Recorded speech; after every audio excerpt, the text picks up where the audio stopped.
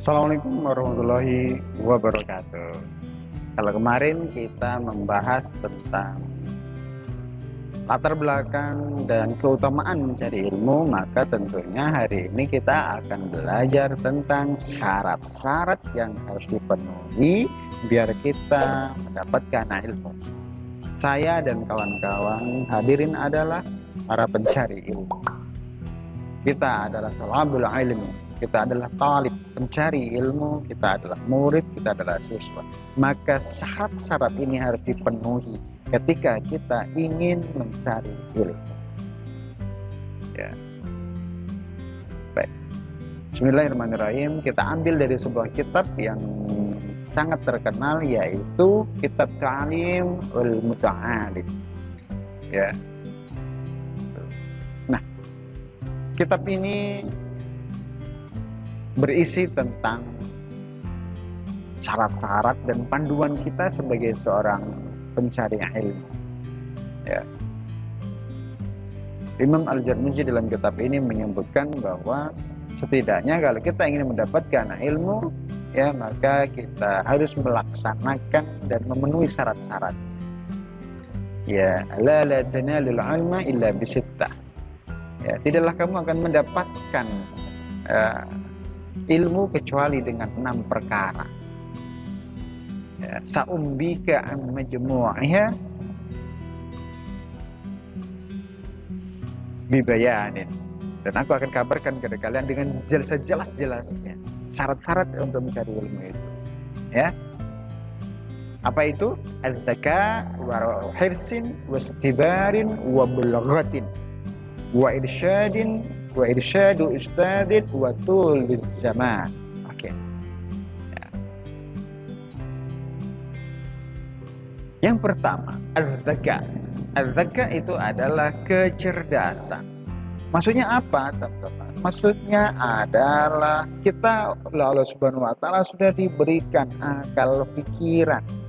Akal pikiran inilah menjadi modal dasar kita untuk belajar. Maka modal awal ini, ya, akal dan pikiran ini harus dirawat dengan baik-baiknya, dilatih dengan sebaik-baiknya, digunakan dengan sebaik-baiknya, sehingga kita benar-benar bisa memaksimalkannya dan kita benar-benar bisa menjadi orang yang cerdas. Daripada kita bisa mendapatkan ilmu yang bermanfaat. Yang kedua, kawan-kawan harus memenuhi syarat yang kedua adalah semangat. Ya, semangat. Ya, baru semangat.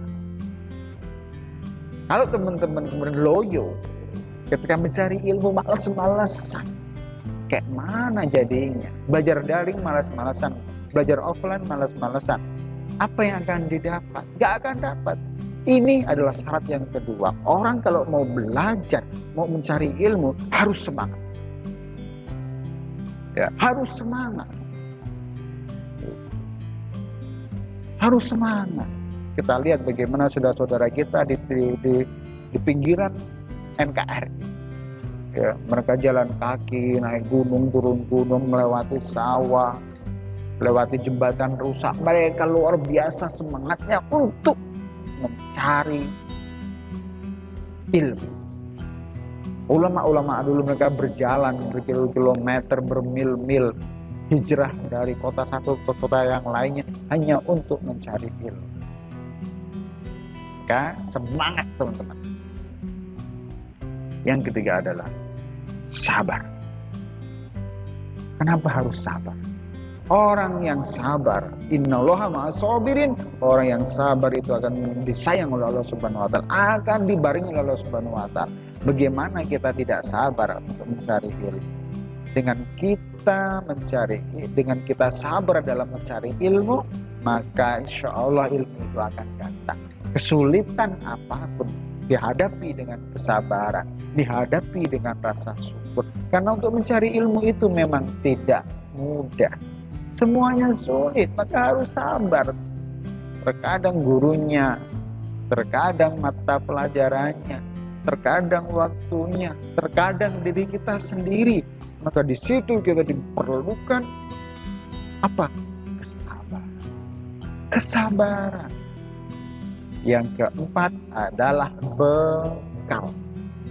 Kalau kawan-kawan kemudian belajar, sekolah, mencari ilmu, nggak bawa bekal, nggak bawa pena, nggak bawa buku, nggak bawa air minum, apa yang akan didapatkan?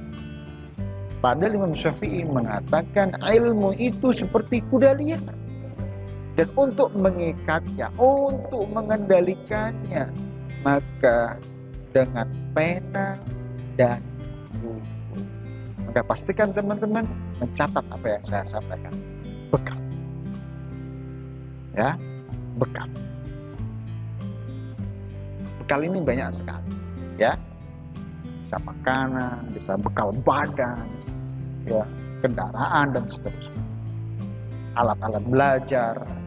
Nah ini, ya. Kemudian uang. Kan ada biayanya belajar itu. Maka teman-teman juga harus bayar. Ya, harus bayar. Maka sebenarnya tidak ada yang gratis. Semuanya itu ada biayanya. Kita sekolah juga ada biaya. Yang selanjutnya yang kelima adalah harus ada irsyadul ustad. Irsyadul ustad. Ya. Jadi ada bimbingan dari guru. Ada bimbingan dari guru. Karena ilmu pengetahuan, kalau nggak ada pembimbingnya, nggak ada yang mengarahkan, maka kita nggak akan dapat apa-apa. Malahan kita akan tersesat. Teman-teman membaca di Google bisa saja, tetapi nggak bisa mendapat bimbingan secara spirit. Nggak bisa mendapat bimbingan secara afektif, secara sikap. Ya. Maka banyak orang terjerumus kehidupannya. Kenapa? Karena mereka cuma membaca kemudian tanpa mengkonsultasikan, tanpa berbicara dengan guru. Maka bertemu dengan guru itu penting sekali. Ya, bertemu dengan guru itu penting sekali. Kenapa? Untuk mengarahkan, untuk membimbing. Rasulullah SAW saja masih berguru. Ya, guru beliau adalah Allah Subhanahu wa Ta'ala. Ya, para sahabat gurunya adalah Rasulullah SAW. Para tabi'in gurunya adalah para sahabat. Nah, yang terakhir adalah tulus zaman atau membutuhkan waktu yang lama. Jadi belajar itu tidak ada yang instan. Belajar itu butuh waktu yang cukup lama. Kenapa demikian? Biar mateng. Al-Quran saja diturunkan selama 22 tahun lebih. Ya, kalau teman-teman kemudian ingin mendapatkan ilmu kok kepinginnya instan. Nonsen, bohong, gak ada yang instan kawan-kawan. Gak ada yang instan. Mie instan saja yang sudah mengklaim dirinya itu adalah instan, itu pun masih harus diproses. Harus dibuka dulu, harus dimasak dulu, harus diberi bumbu dulu, baru kemudian dikunyah. Apa ada mie instan itu tiba-tiba masuk ke dalam perut? Tidak ada. Kita makan pun harus dikunyah terlebih dahulu. Minum pun harus ditelan terlebih dahulu, harus melalui proses. Maka kawan-kawan, semuanya membutuhkan waktu. Ya. Semuanya membutuhkan waktu. Maka jangan pernah Anda kemudian mundur dari jalan kebenaran, dari jalan mencari ilmu. Karena memang waktu yang dibutuhkan itu lama. Ya. Nah, maka dengan lamanya waktu ini, maka insya Allah ilmu yang kita dapatkan makin banyak, ya, kita makin memahaminya. Untuk kemudian kita mengamalkannya kepada orang lain. 6. Syarat kecerdasan, semangat, kesabaran, bekal, biaya, bimbingan guru, dan waktu yang lama. Perhatikan dan camkan ini dengan sebaik-baiknya.